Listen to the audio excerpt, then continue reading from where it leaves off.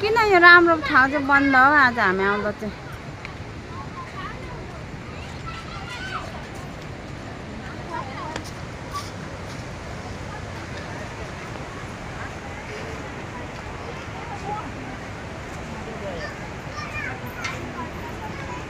यस्तो राम्रो ठाउँ चाहिँ बन्द गरेको रहेछ यहाँ माथि।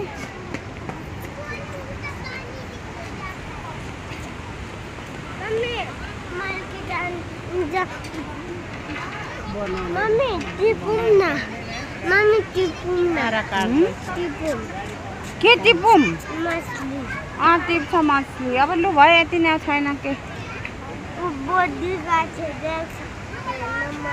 ऊ बजियामा रोटी र दही बोकेर बसिरहेछ।